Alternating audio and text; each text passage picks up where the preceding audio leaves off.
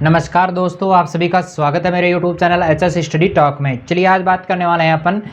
कल अपन ने जो है वो पढ़ा था कक्षा 9th का 9वां पाठ अपन पढ़ रहे थे, काव्य खंड का पाठ पढ़ रहे थे। कबीर दास का अपन ने परिचय पढ़ लिया था। कबीर दास के परिचय के अलावा कबीर की जो साखियाँ हैं उनमें क्या क्या बताया गया है इसके बारे में भी अपनी बात हो चुकी थी। तो यहाँ पर आज अपन पढ़ने वाले हैं कबीर की साखियाँ जो है, एक एक साखी को लेकर अपन बात करेंगे, एक एक पद को लेकर अपन बात करेंगे, इन पदों में क्या दिया गया है।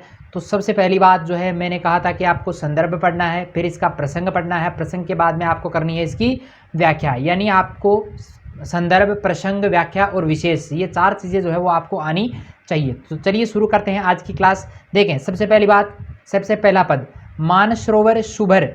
मानसरोवर यानी मानसरोवर, शुभर यानी अच्छी तरह से भरा हुआ, अच्छी तरह से भरा हुआ, शुभर यानी अच्छी तरह से भरा हुआ, जल यानी जल, हंसा यानी हंस, केली यानी क्रीड़ा, केली यानी होता है क्रीड़ा, क्रीड़ा यानी खेलना ना, कराही कर रहे हैं, कराही यानी कर रहे हैं, मुक्ता फल, मुक्ता यानी मोती, फल यानी फल, मुक्ता चुगे, मुक्ता फल, मुक्ता चुगे। तो मुक्ता यहाँ पर बताया गया है हंस को, ठीक है, मोतियों को, मुक्ता चुगे यानी मोतियों को चुग रहे हैं। अब उड़ी, उड़ी यानी उड़ना, अनंत, अनंत यानी अनंत में, न जाही, जाही यानी जाना, जाही यानी जाना, ठीक है। अगला है प्रेमी, प्रेमी यानी प्रेमी, ढूंढत यानी ढूंढना, में का यहाँ पर अर्थ कवि खुद के लिए भी ले रहा है और इसके अलावा यहाँ पर जो भक्त है उसके लिए भी ले रहा है, ठीक है। फिरो यानी फिर रहे हैं, प्रेमी मिले न कोई, न कोई यानी नहीं कोई, प्रेमी को प्रेमी मिले, प्रेमी को, सच्चा जो ईश्वर भक्त है उसे ईश्वर मिल ही जाते हैं। सब विष, तो उससे क्या होगा, विष यानी जहर, अमृत, अमृत यानी अमृत, हो यानी हो जाते हैं, ठीक है। एक एक शब्द का अर्थ मैंने यहाँ पर बता दिया है, फिर भी आपके कोई शब्द में दिक्कत हो तो आप कमेंट जरूर करें, ठीक है। तो चलिए शुरू करते हैं सबसे पहले संदर्भ से। तो देखें यहाँ पर जो 2 पद दिए गए हैं इसका संदर्भ क्या है। तो संदर्भ की बात करें, कोई भी पद अपना यहाँ पर रहेगा, कोई भी साखी अपनी यहाँ पर रहेगी तो उसका जो है संदर्भ सबका एक रहने वाला है। वो क्या है, प्रस्तुत साखी जो है हमारी पाठ्य पुस्तक, नाम क्या है पाठ्य पुस्तक का भाई, क्षितिज भाग 1, 9th क्लास में चलती है क्षितिज भाग 1 और 10th क्लास में चलती है क्षितिज भाग 2।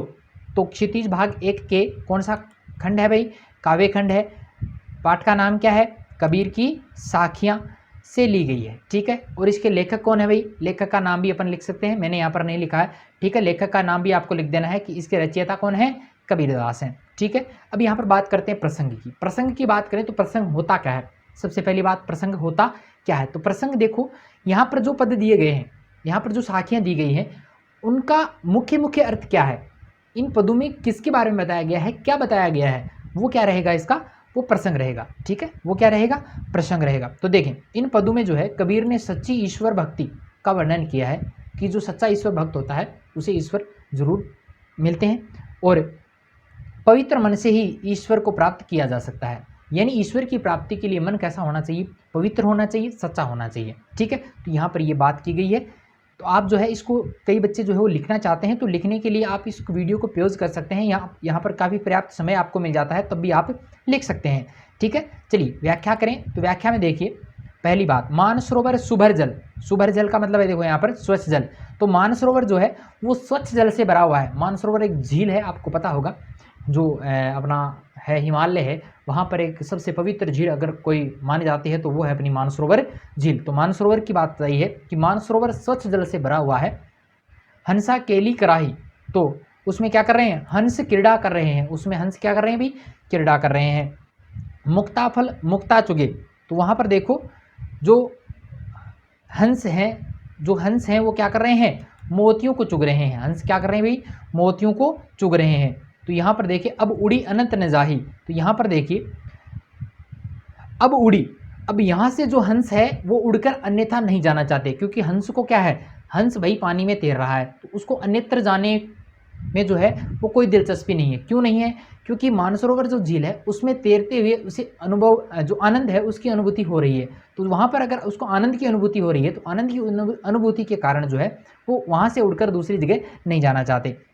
यहाँ पर इसका एक मुख्य अर्थ जो है वो और निकलता है, एक भावार्थ भी यहाँ पर निकल रहा है। वो क्या है कि भक्त का मन जो है, भक्त का मन रूपी मानसरोवर, भक्त का मन रूपी जो सरोवर है वो क्या कर रहा है, आनंद रूपी स्वच्छ जल से भरा हुआ है। भक्त का मन रूपी सरोवर, मन किससे भरा हुआ है, आनंद से। मन किससे भरा हुआ भाई, आनंद से भरा हुआ है। उसमें जीवात्मा रूपी हंस, जो जीव है अपना, जो आत्मा है अपनी, उसको एक हंस के समान बताया है। तो आत्मा रूपी हंस का निवास है, यानी मनुष्य के शरीर में क्या है, मनुष्य का जो स्वच्छ शरीर है, जो पवित्र आत्मा है, उसमें क्या कर रहा है, हंस रूपी जो जीवात्मा है वो निवास करती है और वह आनंद रूपी मोतियों को चुग रही है, यानी वह आत्मा क्या कर रही है, आनंद की अनुभूति उसे हो रही है, वह वहाँ से मुक्ति पाकर अन्यत्र नहीं जाना चाहता। तो जिस जीव को, जिस आत्मा को, जीवात्मा को अगर शरीर में आनंद की अनुभूति हो रही है तो वह दूसरी जगह क्यों जाएगा, यानी इसका मन अगर ईश्वर में लगा हुआ है और ईश्वर से उसको आनंद की प्राप्ति हो रही है तो वह दूसरी जगह मन क्यों लगाएगा। ठीक है, समझ में आया मेरे ख्याल से। फिर देखो नीचे वाली 2 पंक्तियाँ और रह गई हैं, इनका जो है मैंने आगे कर रखा है, तो आगे वाले में देख लें इसके। प्रेमी ढूंढत में फिरो, क्या कह रहा है कवि कि यहाँ पर सीधा ही मैंने जो है इसका अर्थ ही लिख दिया है। तो कबीरदास जी कहते हैं कि मैं सच्चे ईश्वर प्रेमी को ढूंढने के लिए निकला, सच्चे ईश्वर प्रेमी की तलाश में मैं भटका, पर मुझे कोई भी ईश्वर प्रेमी नहीं मिला, पर मुझे कोई भी ईश्वर प्रेमी नहीं मिला। परंतु जब सच्चे ईश्वर प्रेमी से मिलन हुआ, प्रेमी मिले न कोई, सच्चे ईश्वर प्रेमी को ढूंढते हुए मैं फिरा, लेकिन कोई भी मुझे सच्चा प्रेमी नहीं मिला। प्रेमी को प्रेमी मिले, यानी जब सच्चे ईश्वर प्रेमी को ईश्वर की प्राप्ति हो जाती है तो क्या होता है, तो सब विष अमृत होय। तो सारी मन की जो विषय वासनाएं हैं, विष के समान जो विषय वासनाएं हैं, जो बुरी इच्छाएं हैं, वो सब क्या हो जाती हैं, अमृत के समान पवित्र हो जाती हैं। तो विशेष बात भी यहाँ पर कुछ है, देखो यहाँ पर देखें, यहाँ पर जो साखियाँ दी गई हैं उसमें आपको मिलेगा एक अनुप्रास अलंकार, यमक अलंकार, इसके अलावा रूपक शब्द का बहुत बार प्रयोग यहाँ पर हुआ है, इसलिए रूपक अलंकार का प्रयोग यहाँ पर जो प्रयोग है वो यहाँ पर किया गया है। तो समझ में आया होगा।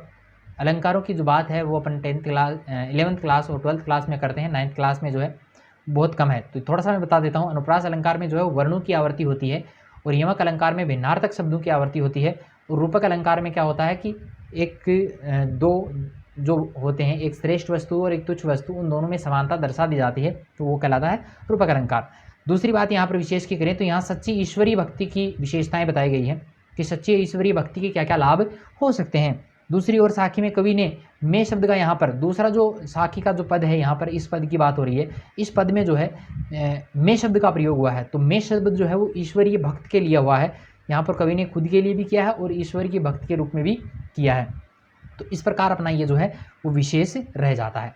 चलिए समझ में आए होंगे 2 पद। चलिए आगे चलते हैं अगले तीसरे और चौथे पद की तरफ। तो यहाँ पर देखिए मैं सिर्फ व्याख्याएं ही कर रहा हूँ। यहाँ पर जो है प्रसंग तो आप जो है पहले भाग में जो लिखवाया वही सभी में लिखना है, सॉरी जो संदर्भ लिखवाया वो सभी में वैसा का वैसा लिखना है।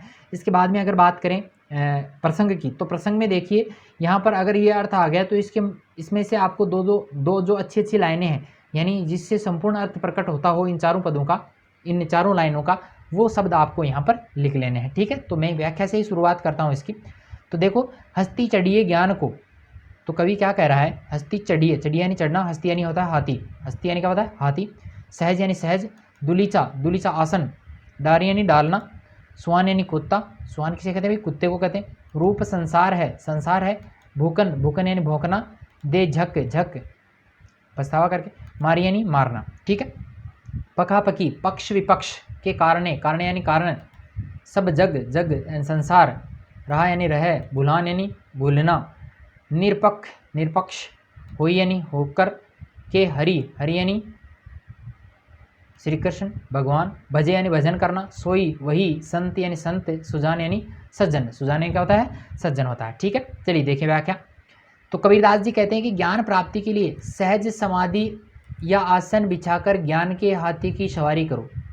कि अगर आपको ईश्वर की ज्ञान की प्राप्ति करनी है तो आपको क्या करना है, सहज समाधि लगा के बैठ जाना है। कहाँ पर, ज्ञान के हाथी पर, यानी ज्ञान की सवारी करनी है, ज्ञान को ग्रहण करना है अगर ज्ञान की प्राप्ति चाहते हो तो। स्वान रूप संसार है, ये संसार तो किसके समान भी, कुत्ते के समान है। यह तो आलोचना करके कुत्तों की तरह भोगते हैं, क्योंकि इस संसार के जो लोग हैं वो क्या करते हैं, भूखन दे झक मारी, क्योंकि ये संसार के लोग दूसरों की बुराई करते हैं, आलोचनाएं करते हैं और कुत्ते की तरह भौंकते रहते हैं।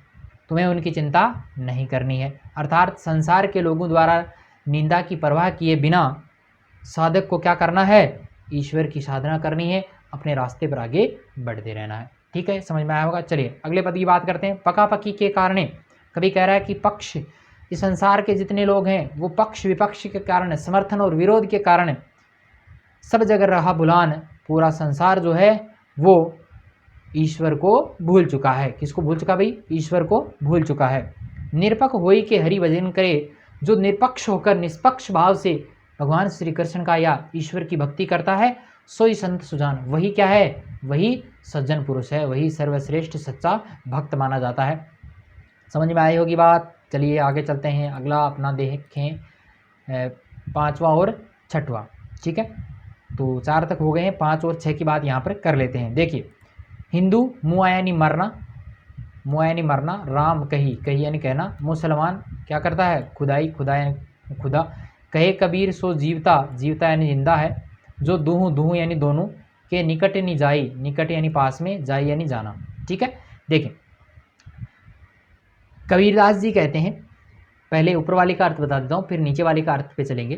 तो देखो कबीरदास जी कहते हैं कि हिंदू राम का नाम जप करके मर चुका है, और मुसलमान खुदाई, मुसलमान खुदा का नाम लेकर मर चुका है, यानी दोनों जो है वो कट्टर हैं। तो यहाँ पर देखें, दोनों संप्रदायों के चक्कर में पड़कर जो है वो इन लोगों ने जो भगवान की भक्ति है उसको ही बुला दिया है। दोनों ने ही जो है वो ये मेरा है वो तेरा है ऐसा करके जो है वो भगवान की भक्ति को ही बुला दिया है। तो यहाँ पर फिर कहा है कि कहे कबीर सो जीवता, जो दूहों के निकट न जाए। तो यहाँ पर कबीरदास जी ने ये कहा है कि इस संसार में वही व्यक्ति जीवित है, वही व्यक्ति जीवित रह सकता है जो इन दोनों के निकट नहीं जाता, इन दोनों की बातों पर ही विश्वास नहीं करता, वही व्यक्ति इस जीवन में सफल है, इस संसार में जिंदा रहने योग्य है। ठीक है, तो ये इसका अर्थ जो है वो मैंने नीचे लिख दिया है, इसको आप आराम से पढ़ लेना। ठीक है, काबा, काबा मुस्लिमों का धार्मिक स्थल होता है, फिर काशी, काशी हिंदुओं का धार्मिक स्थल है, भैया यानी हो गया, राम ही, राम ही यानी राम, भैया रहीम। तो देखिए काबा क्या हो चुका है? काशी हो चुका है। राम क्या हो चुका है? रहीम हो चुका है। तो यानी ये चारों जो है वो एक जैसे हो गए हैं, इनमें कोई भी भेद नहीं रहा है। यहाँ पर भी यही लिखा है कि काबा ही काशी है और राम व रहीम दोनों एक ही हैं, अर्थात तो दोनों ही पवित्र हैं, इन सब में कोई भेद नहीं है। ठीक है, तो मोटा चून, चून जानते होंगे आटे को कहते हैं, मैदा, मैदा भी देख रही होगी, भैया यानी हो गया। तो मोटा चून जो था वो क्या हो चुका है? अब बिल्कुल महीन मैदा बन चुकी है। बैठी यानी बैठना, कबीरा, कबीरा यानी कबीर, जीम। तो सारे एक जगह बैठ कर क्या कर रहे हैं? अब जीवन कर रहे हैं। तो यहाँ पर देखिए नीचे अर्थ लिखा है इसका कि मोटा आटा अर्थात खाने के अयोग्य समझा जाता था, मोटे अनाज को जो है खाने के अयोग्य समझा जाता है, वही अब क्या हो चुका है? मैदा के समान एकदम बारीक हो चुका है। अर्थात सभी धर्मों के लोग जो हैं वो अपनी धार्मिक जो भावना है उसको भूलकर सब एक हो चुके हैं, सब एक दूसरे को अपना रहे हैं। ठीक है, समझ में आई बात। चलिए आगे चलते हैं, एक लास्ट है अपना, यहाँ पर ये आधा भाग जो है कबीरदास की साखियों का आज पूरा हो जाएगा। अभी देखें, ऊँचे कुल का जन्मिया, जे करनी ऊँच न होए। ऊँचे कुल यानी होता है वंश, कुल यानी क्या होता है? वंश होता है, जिसको अपन क्या कहते हैं? खानदान भी कहते हैं। जन्मिया यानी जन्म लेना, जे करनी, करनी यानी कर्म, ऊँचे यानी ऊँचे न होई। तो कबीरदास जी कह रहे हैं कि ऊँचे कुल या खानदान में जन्म लेने से कुछ नहीं होता, ऊँचे कुल या खानदान में जन्म लेने से कोई व्यक्ति महान नहीं बनता। जे करनी ऊँच न होए, अगर उसके कर्म ऊँचे नहीं हैं, अगर वे कर्म ऊँचे नहीं कर रहा है तो फिर भी उसे ऊँचे खानदान में अगर जन्म ले लिया तो भी उसका कोई फ़ायदा नहीं है। सुवर्ण यानी अच्छे वर्ण, कलश, सुवर्ण, सुवर्ण का अर्थ यहाँ पर सोने से भी है। कलश, सोने से बने हुए कलश में सुरा भरा, अगर सोने से बना हुआ, सोने जैसी पवित्र धातु से बना हुआ कोई कलश है, अगर उसे शराब से भर दिया जाए, साधु निंदास होए, तो साधु क्या करेंगे? उसकी निंदा ही करेंगे। अर्थात व्यक्ति का जो है यहाँ पर कर्म की श्रेष्ठता बताई है कि व्यक्ति का जन्म महत्वपूर्ण नहीं होता, व्यक्ति का खानदान महत्वपूर्ण नहीं होता, व्यक्ति के जो कर्म हैं वो महत्वपूर्ण होते हैं। व्यक्ति अगर अच्छे कर्म कर रहा है तो वो महान होगा, अगर वो बुरे कर्म कर रहा है तो वो उतने ही निंदनीय माना जाएगा। ठीक है, इस प्रकार ये जो है वो आपके सारे समझ में आए होंगे। फिर भी आपके कोई समस्या है तो आप मुझे बेझिझक कमेंट करें। आपको मेरा ये वीडियो कैसा लगा, आपको मेरी ये क्लास कैसी लगी? अगर आपको इसके बारे में राय देनी है तो आप जो है मुझे कमेंट ज़रूर करें, कमेंट करके बताएं कि वीडियो आपको कैसा लगा। पसंद आए तो लाइक करें, दोस्तों के साथ शेयर करें, और अभी तक अगर मेरे चैनल को सब्सक्राइब नहीं किया तो इसे जल्द से जल्द सब्सक्राइब करें। ठीक है, तो आज के लिए इतना ही, मिलते हैं फिर कल इसी समय। आज के लिए थैंक यू।